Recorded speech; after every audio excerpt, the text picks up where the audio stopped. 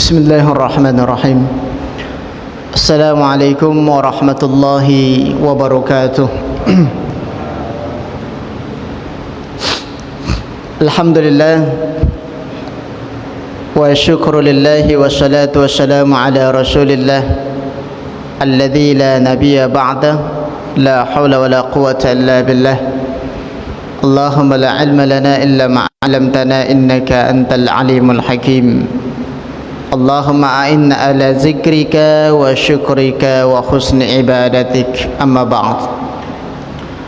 Ma'asyiral muslimin, ibu dan juga para alim ulama, tokoh masyarakat cerdik pandai, hadirin wal hadirat, jamaah salat maghrib insyaallah dimuliakan oleh Allah Subhanahu wa taala. Alhamdulillah, kembali kita memperbaharui daripada rasa kesyukuran kita kepada Allah Subhanahu wa taala, yang mana pada malam hari yang sejuk ini alhamdulillah kita diturunkan oleh Allah rahmat berupa hujan, mudah-mudahan memberikan keberkahan ataupun beri beberapa manfaat di dalam kehidupan kita.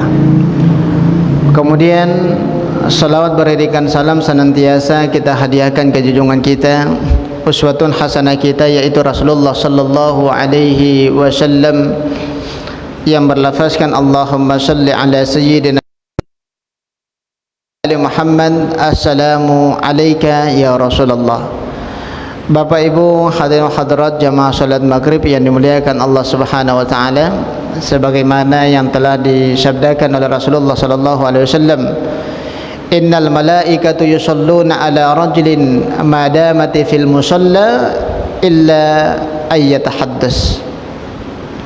Apabila ada seseorang, kata Rasulullah sallallahu alaihi wasallam, yang mana mereka berdiam diri di dalam masjid sembari menunggu masuknya waktu salat, maka mereka itu sudah termasuk golongan yang didoakan oleh para malaikatnya Allah Subhanahu wa taala. Kemudian keistimewaan yang kedua, kata Rasulullah, man salaka tariqan yaltamisu fihi ilman sahhalallahu lahu tariqan ilal jannah. Barang siapa yang selalu melapangkan waktunya untuk mendatangi sebuah majelis ilmu, kelak nanti Allah akan mempermudah langkahnya menuju surganya Allah Subhanahu wa taala. Taib, Bapak Ibu yang dimuliakan Allah, ada insyaallah kajian kita pada malam hari ini yaitu hadisul ahkam, yang mana hadis itu diriwayatkan oleh Imam Bukhari dan juga Imam Muslim, muttafaqun alaih, ittifaq daripada dua ulama hadis. Yang pertama adalah Imam Al-Bukhari dan yang kedua adalah Imam Muslim, yang mana hadis ini diceritakan oleh salah seorang sahabat bernama Abu Bakrah an Abi Bakrah. Bakrah ini bukan berarti Abu Bakar. Abu Bakar dengan Abu Bakrah itu dua orang yang berbeda, tapi masih bahagian daripada golongan sahabat. Abu Bakrah ini dulunya seorang budak, yang mana ketika Rasulullah sallallahu alaihi wasallam membawa para sahabat ketika itu untuk membebaskan kota Taif. Kota Taif dengan kota Madinah ini dua kota yang berbeda ya. Kalau kota Taif itu posisinya di bawah daripada Mekah, kalau Madinah itu di atasnya. Berarti Taif dengan Mekah itu tidak jauh berbeda masafah ataupun jaraknya antara Jeddah dengan Mekah. Suatu ketika Nabi membawa pasukan dan juga para sahabat untuk mengepung daripada kota Taif. Tidak ada lagi yang bisa untuk kabur daripada istana itu, yang mana ketika itu Abu Bakrah ini posisinya ataupun statusnya adalah sebagai seorang budak, yang mana beliau itu masih bahagian daripada kafir Quraisy itu. Maka Abu Bakrah ini sudah mengetahui bahwasanya kota itu sudah dikelilingi oleh Nabi ataupun Rasulullah beserta para sahabatnya, yang mana beliau itu mengambil sebilas tali. Tali itu digunakan untuk mengambil air di dalam sumur tuh. Maka tali yang digunakan untuk mengambil air itu di dalam istilah Arab dinamakan dengan bakrah. Bakro itu tali. Nah, sekarang kan sudah ada mesin air itu. Kalau di perkampungan belum ada mesin air, menggunakan sumur kampung itu, ada talinya, ditarik. Nah, tali itulah dinamakan dengan bakrah. Diambillah oleh beliau tali ini untuk memanjat tembok daripada kota Taif tersebut itu.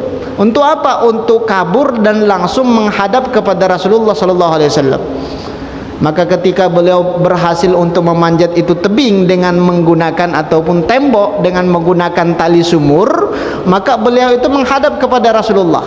Ya Rasulullah, amantu billahi wa rasulih. Ya Allah, ya Rasulullah, sesungguhnya aku beriman kepada Allah dan Rasulnya. Masuk Islam beliau. Maka ditanya oleh Rasulullah, bagaimana engkau bisa keluar daripada itu tembok, padahal kami sedang mengelilinginya, kata Rasulullah. Maka apa kata beliau? Saya menggunakan tali, yang mana tali itu biasanya digunakan untuk menimba air. Maka dari situlah namanya diberikan kunyah oleh Rasulullah sebagai istilah Abu Bakrah, bapaknya tali sumur. Karena tali itu digunakan untuk apa? Untuk memanjat tebing ataupun memanjat tembok. Tapi beliau kan menyukai daripada panggilan itu. Nah, ini yang paling terpenting. Boleh kita memanggil istilah kepada saudara kita, yang paling terpenting adalah yang mana penamaan itu disukai oleh mereka. Ya, yang mana Abu Bakr itu setelah beliau itu menyaksikan bahwasanya sudah masuk ke dalam agama Islam, kemudian Nabi memerdekakan beliau. Maka banyak sekali hadis yang diceritakan oleh Abu Bakrah ini. Tapi Bapak Ibu hadirin hadirat yang dimuliakan Allah Subhanahu wa taala, apa kata Abu Bakrah? Suatu ketika Nabi memberikan sabdanya ataupun menceritakan kepada kami, kata Abu Bakrah, az-zamanu qad istadaraka hayatihi yauma khalaqas samawati wal ard. Yang mana zaman ataupun masa itu berputar sebagaimana mestinya, mulai ditetapkannya oleh Allah Subhanahu wa taala, yang mana ketika itu diciptakannya langit dan bumi. Yauma khalaqas samawati wal ardi, kata Rasulullah, di mana Allah menciptakan langit dan bumi. Inna fis sanatin isna asyara syahran. Ternyata sebelum Nabiullah Adam alaihissalam dikeluarkan dari surga, itu bumi itu belum ada, masih gelap gulita tuh, belum ada pepohonan ataupun yang lainnya. Tapi ketika beliau itu dikeluarkan dari surga, ternyata Allah Subhanahu wa taala sudah mempersiapkan tempat, yang mana tempat itu dinamakan dengan bumi. Dan di situ sudah ada malam, sudah ada siang, sudah ada pagi.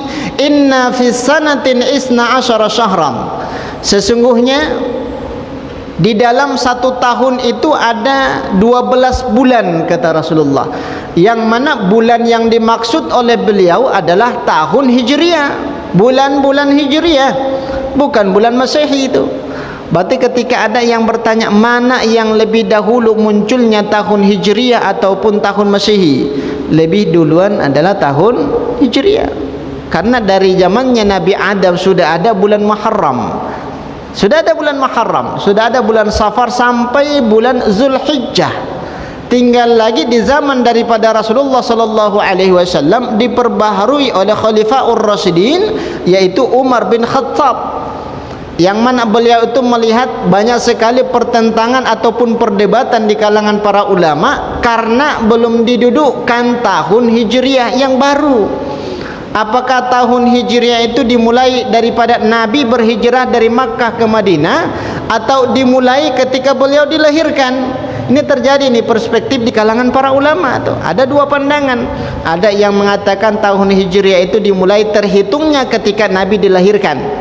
Ada yang mengatakan tidak ketika beliau dilahirkan, tapi ketika berhijrah dari Makkah ke Madinah.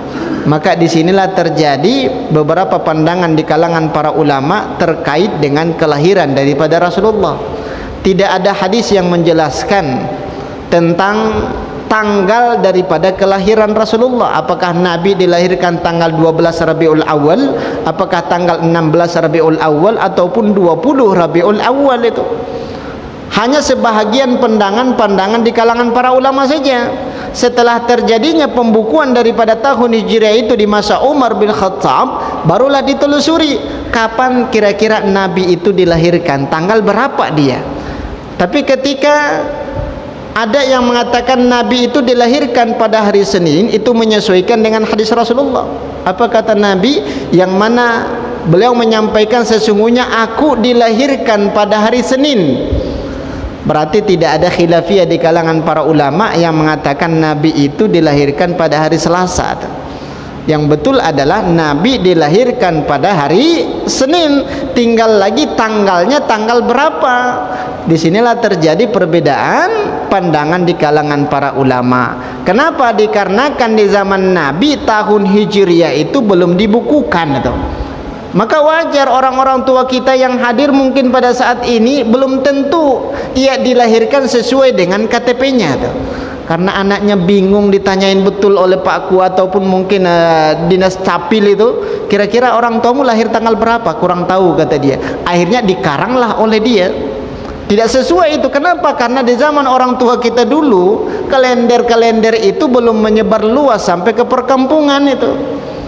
Ada orang tua kita yang pernah saya tanya tuh, ibu kira-kira ibu dilahirkan kapan? Apa kata dia? Kalau tidak salah dulu musim panen padi kata dia. Musim panen itu tahun berapa gitu. Maka terkadang antara orang tua dengan anak ada yang selisih 12 tahun. Kenapa selisihnya 12 tahun? Karena dikira-kira saja tahun kelahiran daripada orang tuanya. Seperti itulah kondisi di zaman Umar bin Khattab tentang kelahiran daripada Rasulullah sallallahu alaihi wasallam. Maka wajar ada khilafiyah. Tapi kan yang lebih kuat pandangan di kalangan para ulama, Nabi itu dilahirkan pada tanggal 12 Rabiul Awal. Maka apa kata Rasulullah? Az-zamanu qad istadaru ka hayatihi yauma khalaqas samawati wal ard inna fis sanatin 12 syahrat. Sesungguhnya di dalam satu tahun itu ada 12 bulan, dan di antara yang 12 bulan ini ada yang dinamakan dengan bulan haram. Fiha arba'atu hurum. Ada di antara 12 bulan itu kata Rasulullah yang dinamakan dengan bulan haram. Dari mana penamaan daripada bulan haram? Haram itu kan khirmah. Khirmah itu keistimewaan tersendiri, kemuliaan tersendiri dibandingkan bulan-bulan yang lain. Maka Masjidil Haram dinamakan dengan Masjidil Haram dia karena ada kemuliaannya dibandingkan masjid-masjid yang lain. Maka tidak boleh Masjid As-Sakinah ini kita rubah menjadi Masjidil Haram. Tidak boleh itu. Karena Masjid Haram itu ada keistimewaannya mulai di zamannya daripada Rasulullah sallallahu alaihi wasallam, maka adalah yang dinamakan dengan tanah haram. Bapak Ibu yang sudah pernah berhaji ataupun berumrah, itu dari Jeddah kita hendak memasuki Masjidil Haram, hendak memasuki Mekah, itu ada batasan pemeriksaan paspor kita apakah kita muslim ataupun tidak. Kalau non muslim tidak diperkenankan masuk itu.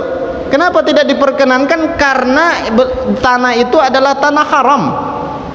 Tidak boleh agama yang lain masuk ke situ kecuali agama Islam. Itulah yang dinamakan dengan Al-Haramain Asy-Syarifain. Dua masjid yang mulia, yaitu Masjidil Haram dan juga Masjid Nabawi. Maka hirmah ataupun hurum itu tertentu tuh. Tidak banyak itu, ada kekhususan tersendiri. Berapa jumlahnya? Ada 4 bulan. Maka kata Rasulullah sallallahu alaihi wasallam, salasatun mutawaliyat, 3 bulan berturut-turut yang dinamakan dengan bulan haram itu ada 3 bulan berturut-turut. Zulqa'dah, Zulhijjah dan bulan Muharram. Dan satu lagi Mudhar bainal Jumadi was Sa'ban.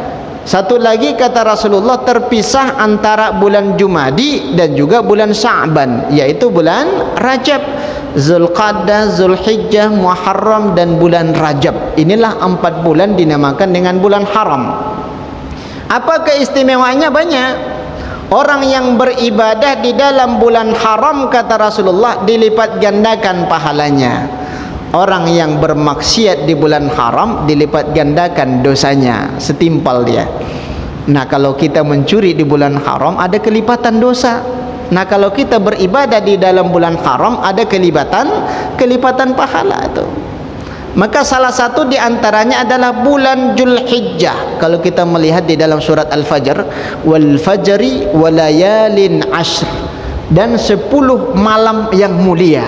Nah, 10 malam di dalam ayat ini, apa yang dimaksud di situ? Apakah 10 hari terakhir di dalam bulan Ramadan, atau di awal daripada bulan Muharram, atau di awal daripada bulan Zulhijjah? Ada 3 pandangan di kalangan para ulama di sini. Walayalin ashrin, pandangan yang pertama mengatakan 10 malam itu yang dimaksudkan adalah terakhir, 10 terakhir daripada bulan Ramadan. Pandangan ulama yang kedua, 10 malam yang dimaksudkan adalah tanggal 1 sampai tanggal 10 bulan Zulhijjah. Dan pendapat yang ketiga adalah tanggal 1 sampai tanggal 10 Muharram. Yang lebih kuat di antara 3 pandangan ini adalah pendapat ulama yang kedua. Walayalin ashrin di sini adalah yang dimaksudkan 10 hari pertama di dalam bulan Zulhijjah. Alhamdulillah pada hari ini kita sudah masuk tanggal 1 itu, masuk ke tanggal 2 daripada bulan Zulhijjah. Nah, ada larangan ketika masuk di awal daripada bulan Zulhijjah. Apa kata Rasulullah sallallahu alaihi wasallam? Barang siapa yang melihat hilal bahwasanya masuknya bulan Zulhijjah, fala yaqta, maka jangan memotong kuku dan juga memotong rambut itu. Man arada ayyadaha, siapa yang dilarang untuk memotong kuku dan memotong rambut? Khusus orang yang berkurban saja. Nah, kalau kita belum ada rezeki untuk berkurban, ya tetap kita dipotong, tidak ada larangan di situ. Yang ada larangan itu adalah dikhususkan bagi orang yang berkurban. Tapi Bapak Ibu yang dimuliakan Allah Subhanahu wa taala, ibadah apa saja yang dianjurkan oleh Rasulullah sallallahu alaihi wasallam dilakukan di awal daripada bulan Zulhijjah? Ada di antaranya adalah berbentuk puasa, ada berbentuk sedekah, haji ataupun kurban. Ini ibadah-ibadah yang ada di dalam bulan Zulhijjah. Maka wajar suatu ketika Rasulullah sallallahu alaihi wasallam menyampaikan kepada para sahabatnya, "Ma min ayyamin amalus salih ahabbu fi ma'illallahi ta'ala." Tidak ada hari ataupun ibadah yang paling disukai ataupun dicintai oleh Allah Subhanahu wa taala terkecuali ibadah yang dilakukan di awal daripada bulan Zulhijjah.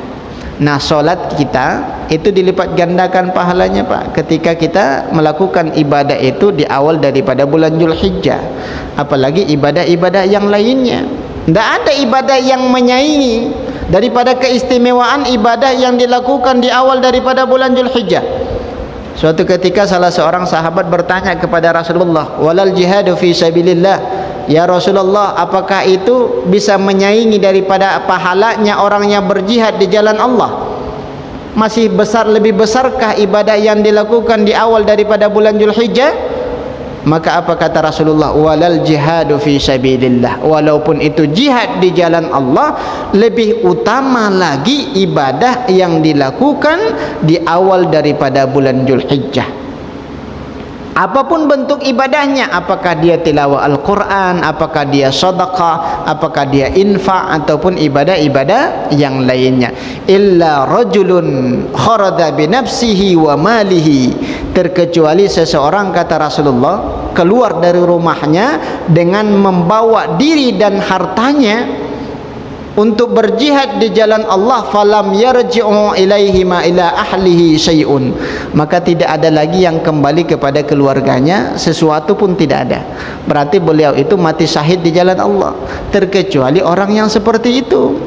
Karena mati syahid ini Bapak Ibu adalah ibadah yang paling utama di sisi Allah Subhanahu wa taala. Karena pernah ditanyakan oleh seorang sahabat kepada Rasulullah sallallahu alaihi wasallam, "Ya Rasulullah, ceritakan kepada kami ibadah yang paling utama atau paling dicintai oleh Allah Subhanahu wa taala." Maka apa kata Rasulullah sallallahu alaihi wasallam? Al-jihadu fi sabilillah. Jihad di jalan Allah. Orang yang mati syahid dengan membela daripada agama Allah, li'i'la'i kalimatillah, maka mereka akan dimasukkan ke dalam surga tanpa melewati hari perhitungan. Yaumul hisab itu lewat itu, tidak akan mampir di situ mereka-mereka orang yang mati syahid itu, terkecuali orang yang mati syahid tapi masih memiliki hutang piutang. Nah, hutang piutang itu dahsyat ini Bapak Ibu. Diibaratkan oleh Rasulullah sallallahu alaihi wasallam, orang yang mati syahid di jalan Allah kemudian dihidupkan kembali, mati syahid lagi, dihidupkan kembali, mati syahid lagi. 3 kali dia mati syahid, tidak akan dimasukkan ke dalam surga apabila hutangnya belum lunas. Ini berarti kendala itu masuk ke dalam surga apabila masih ada hutang piutang. Maka ada ayat khusus di dalam Al-Quran memerintahkan kepada kita untuk mencatat apabila ada hutang kita. Idza tadayantum bidainin ila ajalin musamma faktubu. Apabila kalian bertransaksi satu sama lain, kata Allah, yang mana transaksi itu dengan ditangguhkan, maka catat dia. Ini sangat penting kita catat. Berapa hutang kita? Yang mencatat siapa? Yang mencatat itu adalah orang yang berhutang, bukan orang yang memberi hutangan. Tapi kalau kita lihat pada saat ini yang sibuk menanya itu adalah orang yang memberikan pinjaman. Ya, bukan pinjaman online ya. Kalau pinjaman online kan ada ribanya itu. Ya, pinjaman yang diberikan kepada saudara kita dengan niat untuk membantu. Apakah tidak, insya Allah 1 bulan saya akan bayar. 1 bulan kita ingatkan, wahai saudaraku, kalau tidak salah ini sudah berlalu 1 bulan. Apa kata dia? Bulan besok insya Allah. Sampai seperti itu. Kita ingatkan lagi bulan besok, maka bulan yang ketiga kembali dia marah. Padahal kita mengingatkan dia atas kewajibannya. Ini realita pada saat ini Bapak Ibu. Realita pada saat ini. Orang yang mati dalam keadaan berhutang, apa kata Rasulullah SAW, tergantung ruhnya antara langit dengan bumi itu sampai hutangnya lunas. Sampai hutangnya lunas. Nggak main-main itu masalah hutang. Pernah suatu ketika seorang sahabat, ada di antara mereka yang meninggal dunia. Mereka bawalah sahabat ini untuk disolatkan. Kebetulan di dalam masjid itu ada Rasulullah. Apa kata sahabat? Ya Rasulullah, solatkanlah mayit ini. Apa kata Rasulullah SAW? Beliau itu bertanya, yang pertama adalah, apakah si fulan ini punya hutang? Ditanya dulu oleh Rasulullah. Maka apa kata para sahabat yang lain? Ya Rasulullah, sesungguhnya beliau itu masih punya hutang. Ditanya lagi oleh Rasulullah, apakah si fulan ini punya harta warisan? Tidak punya ya Rasulullah, beliau itu orang miskin, tidak memiliki harta warisan. Maka apa kata Rasulullah SAW? Sallu ala mautakum, kalian solatkanlah jenazah kalian. Aku tidak mau mensolatkannya lantaran masih ada hutangnya. Sampai seperti itu yang dilakukan oleh Rasulullah SAW. Maka dianjurkan, terkhusus bagi kita mungkin yang memahami ataupun mungkin pengurus masjid, ketika ada di antara warga kita yang meninggal dunia, sebelum disolatkan, udah informasikan saja kepada para jamaah, pada para jamaah sekalian, apabila masih ada hutang ataupun yang bersangkutan dengan hutang piutang terhadap si mayit, maka dibebankan kepada ahli warisnya. Nah, kalau sudah seperti itu ya sudah lunas hutangnya. Karena yang menanggung bebannya adalah ahli waris. Itu harus disampaikan itu. Kalau tidak disampaikan, sampai hari kiamat ini orang tua yang sudah meninggal dunia masih terbalut dengan hutang piutang tuh. Ini sudah pernah kita jelaskan itu. Tidak boleh dibagikan harta warisan sebelum hutang piutang lunas. Lunaskan dulu hutangnya, baru sisanya itulah yang dinamakan dengan harta warisan. Ini terkadang orang tuanya masih koma di rumah sakit, harta warisannya sudah dibagi-bagi oleh keluarganya. Dahsyat betul itu. Tapi Bapak Ibu hadirin yang dimuliakan Allah Subhanahu wa taala, maka orang yang mati syahid tadi terkendala, tertunda dia masuk ke dalam surga lantaran masih punya hutang. Ini kebiasaan bapak-bapak yang nongkrong di kedai kopi itu. Terkadang kan masih akhir bulan itu, Pak, insya Allah awal bulan ya dibayar. Akhirnya lupa dia. Padahal kan cuma 5.000 perak. Jangan sampai 5.000 perak itu yang menunda kita masuk ke dalam surga. Catat itu. Kalau mungkin kita membawa handphone, catat di situ. Hutang saya di kedai kopi segini 2 gelas, di kedai kopi segini 5 gelas. Berarti di mana-mana dia punya hutang. luar biasa. Tapi Bapak Ibu hadirin hadirat yang dimuliakan Allah Subhanahu wa taala, maka kata Rasulullah sallallahu alaihi wasallam, kecuali orang yang mati syahid di jalan Allah, tidak ada lagi yang kembali kepada keluarganya. Itu yang lebih mulia dibandingkan ibadah yang dilakukan di awal daripada bulan Zulhijjah. Nah, ibadah apa saja itu? Yang pertama adalah ibadah puasa. Puasa apa yang dianjurkan oleh Rasulullah sallallahu alaihi wasallam? Nah, ada selama ini yang kita dengar istilah puasa pada hari Arafah, dan ada juga yang dinamakan dengan puasa hari tarawih. Puasa tarawih dengan puasa Arafah. Sampai-sampai ada sebuah hadis yang sering dibacakan oleh saudara kita, barang siapa yang berpuasa pada hari tarawih, diampunkan dosanya 1 tahun. Dan barang siapa yang berpuasa pada hari Arafah, diampunkan dosanya 2 tahun. Sanatun qabala wa sanatun ba'dah. 1 tahun sebelumnya dan 1 tahun sesudahnya. Ini hadis diceritakan oleh Ibnu Najjar. Ada seseorang yang ghairu ma'lum. Ghairu ma'lum itu kan tidak terkenal dia. Ini orang siapa dia? Tahu-tahunya meriwayatkan hadis. Itulah yang menyebabkan hadis itu dhaif itu. Tidak bisa dijadikan sebagai landasan hukum. Maka tidak ada istilah puasa tarawih. Yang ada itu adalah puasa Zulhijjah, walaupun harinya tetap sama. Hari tarawih itu kan tanggal 8 itu. Hari Arafah itu tanggal 9 Zulhijjah. Nah, tanggal 8 itu kalau bisa kita kan mengamalkan mana hadis yang paling sahih itu. Berarti kita tetap berniat puasa Zulhijjah, bukan puasa tarawih. Karena puasa tarawih itu seperti halnya yang diceritakan oleh ulama-ulama hadis tadi. Tapi Bapak Ibu yang dimuliakan Allah, kenapa tanggal 8 itu dinamakan dengan hari tarawih? Ada 2 pandangan di kalangan para ulama. Yang pertama adalah ketika jamaah haji berangkat, mereka hendak berangkat untuk ke Padang Arafah atau ke Padang Arafah itu kan berkumpul pada tanggal 9 Zulhijjah. Ya, yang mana mereka di sana wukuf di Arafah pada tanggal 9 Zulhijjah. Sebelum berangkat ke sana tanggal 8-nya mereka bersiap-siap di Mina, istirahat mereka di sana. Istirahat sembari menikmati air Zam-Zam untuk memberikan kekuatan melaksanakan ibadah ketika berada di Padang Arafah, ketika wukuf di Arafah. Nah, mereka istirahat itulah dinamakan dengan tarawiyah karena bertepatan pada tanggal 8 Zulhijjah. Begitu juga dengan sholat tarawih itu. Kenapa dinamakan dengan sholat tarawih? Sholat sunnah yang dilakukan diselang-selingit dengan istirahat. 2 rakaat salam istirahat, 2 rakaat salam istirahat, ataupun mungkin 4 rakaat sekaligus 1 kali salam kemudian istirahat. Itu tidak dianjurkan oleh para ulama kita baru aja salam langsung berdiri. Itu tidak dianjurkan. Yang dinamakan dengan sholat tarawih itu kan ada istirahatnya, ada jedahnya.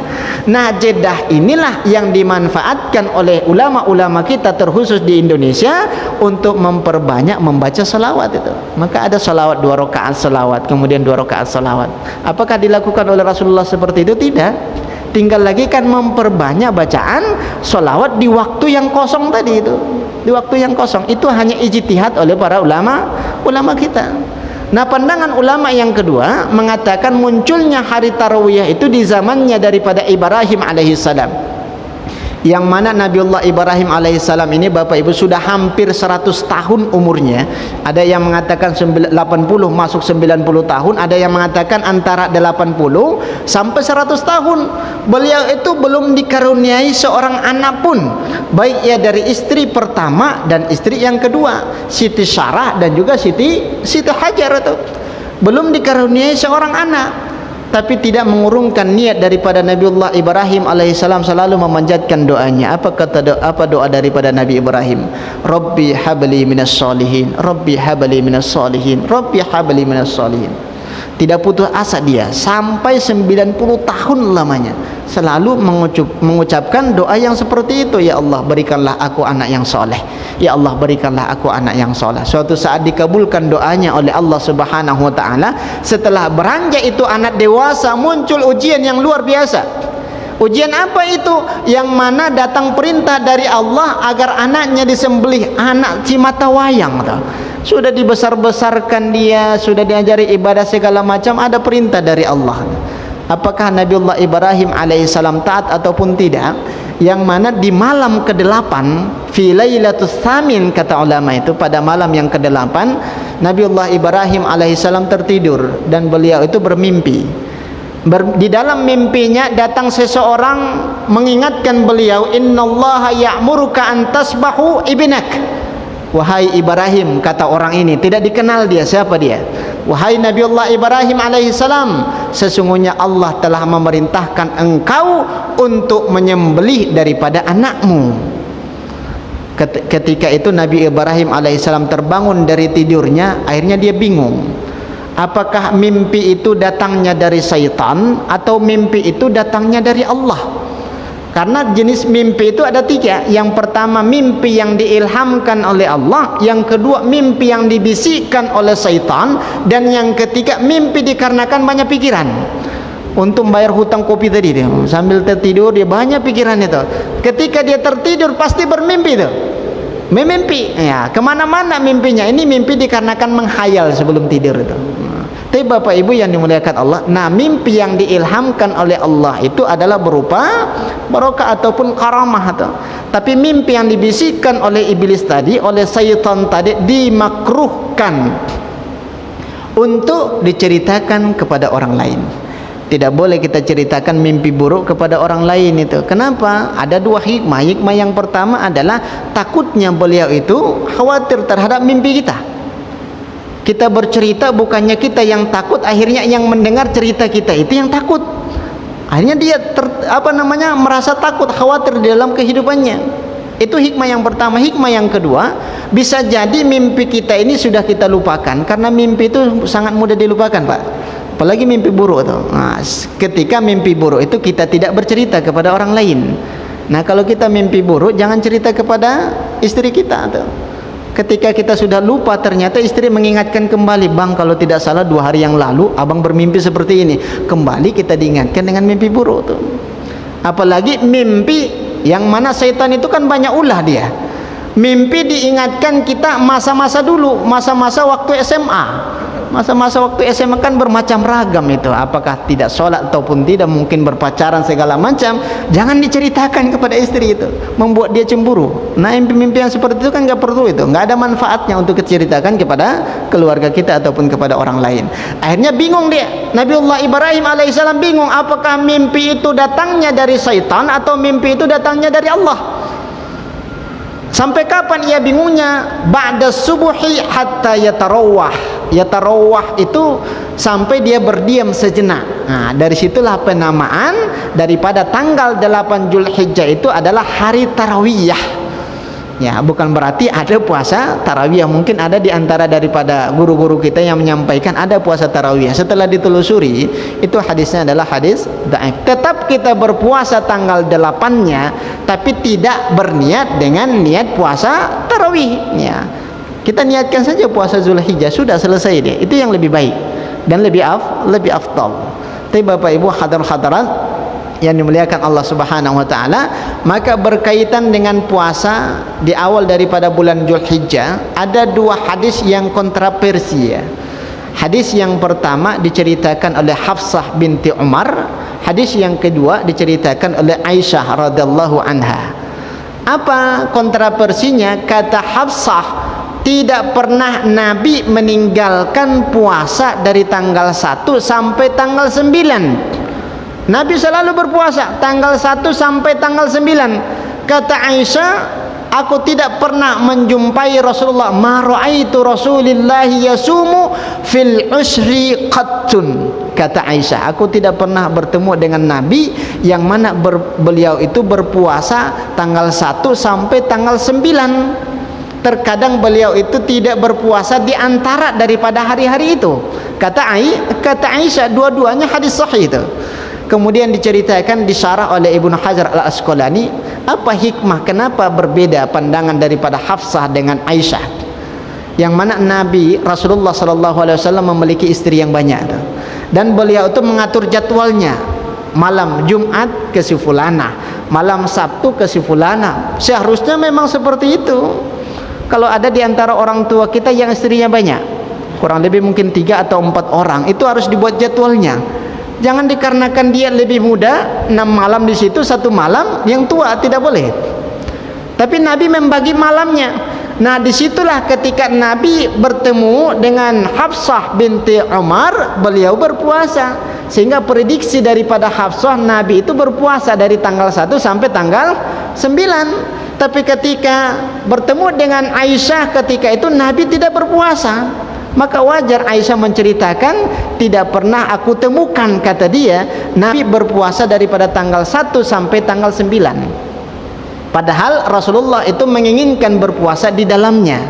Jangan kita jadikan sebagai alasan kita hadis itu untuk tidak berpuasa penuh di awal daripada bulan Dzulhijjah. Nah, dijelaskan oleh para ulama-ulama hadis kita, kenapa Nabi tidak berpuasa dari tanggal 1 sampai tanggal 9? Beliau itu khawatir 9 hari itu dijadikan sebagai puasa wajib oleh para sahabat. Karena ketika Nabi tidak pernah meninggalkan ibadah itu diwajibkan oleh para sahabat kepada diri mereka. Ini kekhawatiran daripada Rasulullah. Seandainya diwajibkan itu, sampai saat ini kita wajib berpuasa dari tanggal 1 sampai tanggal 9. 1 bulan saja sudah ngos-ngosan kita. Apalagi ditambah lagi 9 hari itu. Itu salah satu bentuk kasih sayangnya Rasulullah kepada umatnya. Suatu saat nantinya umatku akan kerepotan ketika ada tambahan daripada kewajiban berpuasa. Maka beliau itu terkadang berpuasa, terkadang tidak. Tapi lebih banyak berpuasa di awal daripada bulan Dzulhijjah itu.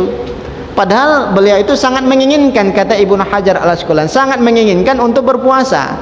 Tapi karena kekhawatiran beliau itu, dia takut diwajibkan oleh para sahabat untuk mereka dan untuk keluarga mereka. Itulah yang melatar belakangi daripada Rasulullah tidak berpuasa penuh di awal daripada bulan Dzulhijjah. Maka kesimpulan yang pertama adalah puasa yang paling istimewa dari tanggal 1 sampai tanggal 9. Itu yang paling istimewa, Pak. 9 hari kita berpuasa kalau sanggup. Ya, kemudian yang kedua, kalau tidak sanggup, kita ambil hari Senin, Kamis, kemudian ditambah dengan hari Arafah. Senin, Kamis ditambah dengan hari Arafah. Kalau tidak salah hari Arafah bertepatan pada hari Senin itu. Berarti 4 hari. Senin, Kamis, kemudian Senin, 3 hari berarti. Ya, 3 hari. Itu opsi yang kedua. Berarti middle dia. Pertengahan. Yang lebih afdal itu kan 9 hari. Yang lebih menengah itu adalah 3 hari. Yang lebih rendah itu minimal 1 hari. Kapan yang 1 hari itu? Pada hari Arafah, tanggal 9 Zulhijjah. Apa kata Rasulullah SAW? Siyamu yawmal arafah ahtasibu ayyukaffira dambihi sanatain, sanatun qablaha wa sanatun ba'daha.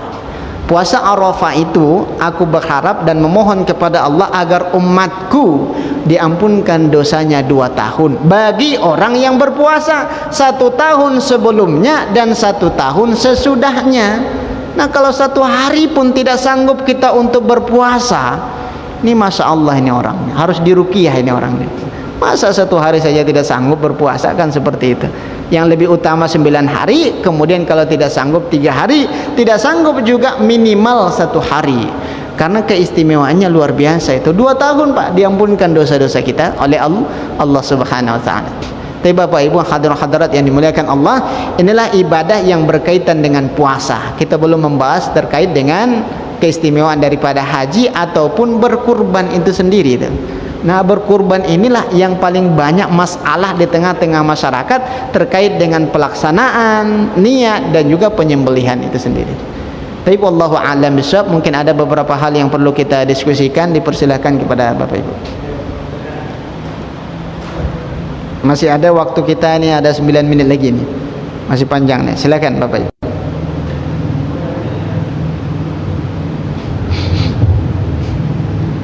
Ya, silakan. Silakan. Assalamualaikum warahmatullahi wabarakatuh. Waalaikumsalam warahmatullahi wabarakatuh.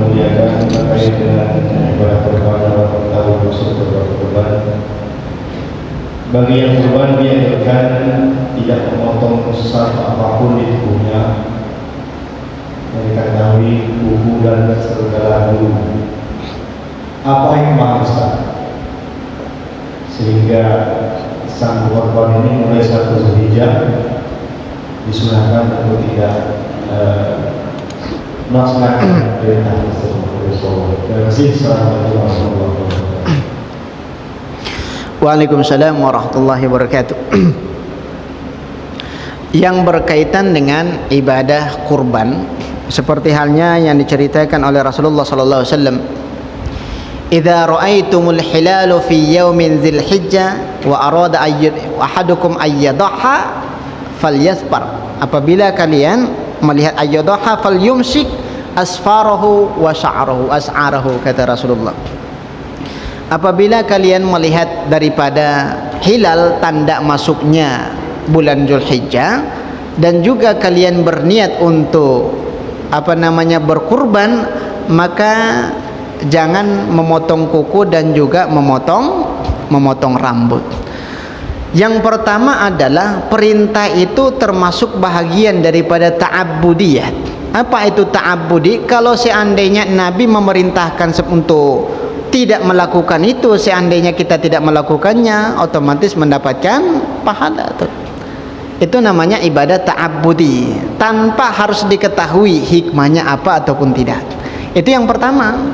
Kemudian yang kedua, ditelusuri oleh para ulama-ulama kita, kenapa Nabi melarang untuk memotong kuku dan memotong rambut bagi orang yang berkurban sampai penyembelihan daripada hewan kurban itu sendiri? Karena kuku ini simbol daripada kuman itu. Kuku itu simbol daripada kotoran. Nah, seandainya kita sesuatu yang dimakruhkan di dalam kehidupan kita adalah memanjangkan kuku, itu makruh hukumnya, Pak. Nah, jangan sampai kita memanjangkan kuku kalau tidak ada manfaatnya. Kalau tidak ada manfaatnya, apa manfaatnya? Mungkin pekerjaan kita sebagai tukang jahit al-khayyat. Biasanya tukang jahit itu memiliki kuku, itu jari telunjuk. Kegunaannya apa? Untuk memasukkan benang ke dalam jahit. Berarti ada fungsinya. Nah, kalau tidak fungsinya itu dipotong tuh. Tidak boleh dipanjangkan, makruh. Kenapa? Karena simbol kotoran di situ. Nah, perintah untuk memotong kuku setiap hari Jumat itu tidak berlaku karena sudah dimansukhkan oleh hadis yang dikhususkan pada bulan Zulhijjah. Apa hadisnya? Tidak boleh memotong kuku walaupun bertepatan pada hari Jumat, terkhusus bagi orang yang berkurban. Nah, hadis yang menyuruh kita untuk memotong kuku itu tidak dipakai pada saat itu karena ada hadis yang lebih kuat untuk melarang daripada itu. Nah, kuku itu kan simbol daripada kotoran, simbol daripada kuman. Nah, salah satu hikmahnya kata para ulama kita, ketika sudah disembelih, maka kita potonglah rambut dan kuku kita, diniatkan sifat-sifat kehewanan ataupun kebinatangan yang ada di dalam tubuh kita, seiring waktu dipotong itu kuku ataupun rambut sudah ditinggalkan gitu. Sudah ditinggalkan. Ini diceritakan oleh para ulama kita. Salah satu hikmahnya seperti itu. Ya, yang paling yang paling urgen kita ketahui bahwasanya larangan itu adalah bersifat ta'abbudi. Ya, walaupun dalam pemahaman kita tidak ada hikmahnya, tetap harus dilakukan apa yang telah diperintahkan oleh Rasulullah sallallahu alaihi wasallam, karena itu bahagian daripada sunnah seperti itu. Wallahu a'lam bishawab.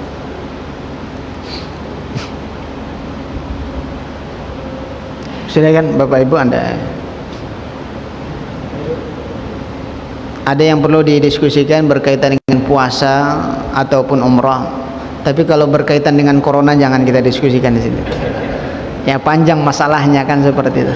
Apalagi berkaitan dengan aturan-aturan yang sudah ditetapkan di daerah yang PPKM. Dulu namanya PPKN, sekarang sudah berubah jadi PPKM. PPKN itu kan pelajaran PPKN. Silakan Bapak Ibu, ada yang perlu didiskusikan, silakan. Tapi untuk memaksimalkan daripada waktu kita, masih ada kurang lebih 4 sampai 5 menit. Ini ada kaitannya dengan ibadah daripada kurban. Sering ditanyakan oleh orang tua kita berhubung dengan hukum mengurbankan daripada orang yang meninggal dunia. Yang kedua adalah apakah boleh kita berkurban padahal belum diakikah. Ini sering ditanyakan ya, dan sering polemik di tengah-tengah masyarakat itu. Yang pertama adalah, ini terjadi khilafiyah di kalangan para ulama, yang lebih kuat membolehkan untuk berkurban bagi orang yang meninggal dunia. Orang tua kita sudah meninggal dunia, ada kelapangan rezeki kita, boleh kita kurbankan. Dari mana dasarnya? Nabi ketika beliau berkurban menggunakan 2 kibas. Kibas yang pertama ketika ia kurbankan, sesungguhnya kibas ini adalah mengatasnamakanku dan juga mengatasnamakan keluargaku. Disembelih oleh Rasulullah.